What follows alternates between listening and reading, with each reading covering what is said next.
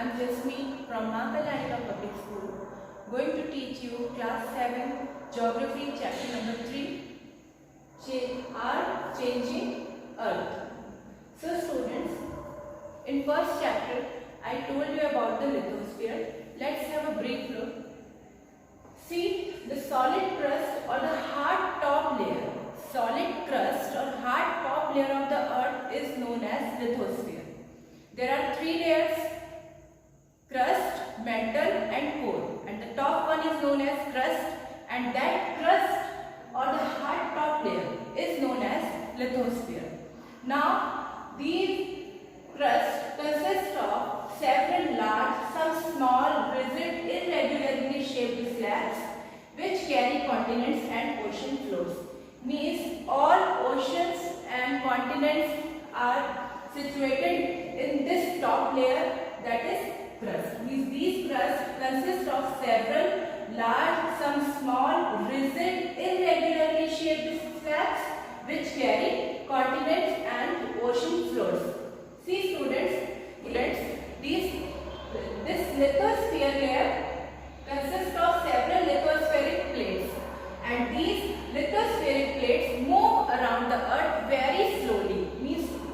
Means where few millimeters each year. Means you cannot feel the movement, but it moves around the earth. And why it moves around the earth? Because of molten magma. Molten magma present inside the earth moves inside the earth in a circular manner, and because this moves because molten magma moves around the earth, that's why this lithospheric plates also moves around inside the earth. So lithospheric plates moves just because of molten magma. Because molten magma moves inside the earth in a circular manner, that's why lithospheric plates also moves inside the earth in a circular manner. Now see, when molten magma moves, these plates move, and when these plates move, and the movement of these plates causes changes on the surface of the earth. Means molten magma is present inside the earth, and when that molten magma moves inside the earth in a circular manner, those lithospheric plates also moves inside the earth in a circular manner. And when these plates move, some movement of these plates causes changes on the surface of the earth. So the movement on the basis of forces, these movements are divided into two parts, that is endogenic force and exogenic force. Now what is endogenic force?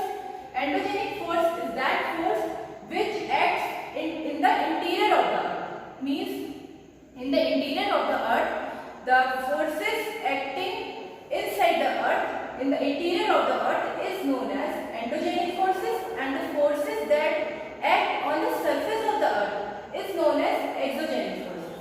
Means movement of the earth occurs just because of the lithospheric plates.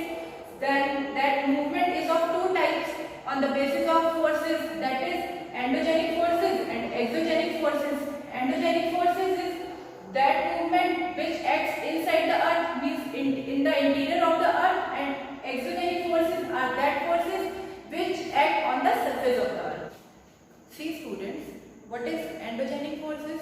Endogenic forces are those forces which acts inside the earth, acts in the interior of the earth. The forces that acts in the interior of the earth is known as endogenic forces.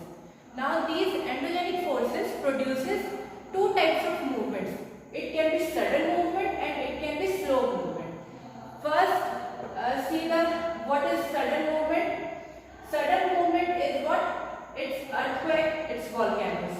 In two types we can understand the sudden movements, that is earthquake and the volcanoes.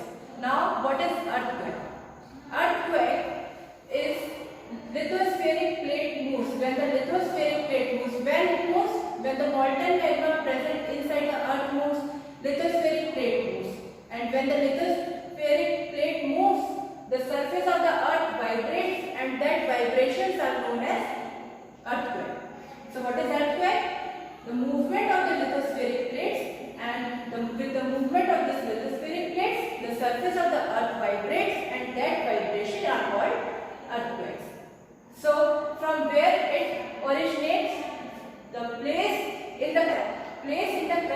from where this movement starts is known as focus. Means that point from where this vibration starts, from where this movement starts, is known as focus point. See with the help of this picture, the focus point, and then the place on the surface just above the focus is known as epicenter. See, like this is focus and this is epicenter. This is focus and this is epicenter. But this is above this. Epicenter is here. So from where the movement starts, that point is known as focus, and just above that point is known as epicenter. And epicenter, from epicenter vibrations travel outwards in the form of waves. Means from here vibrations start, and from epicenter this vibrations moves outwards in the form of waves. And greatest damage due to earthquake and due to that vibrations is just closest to epicenter point.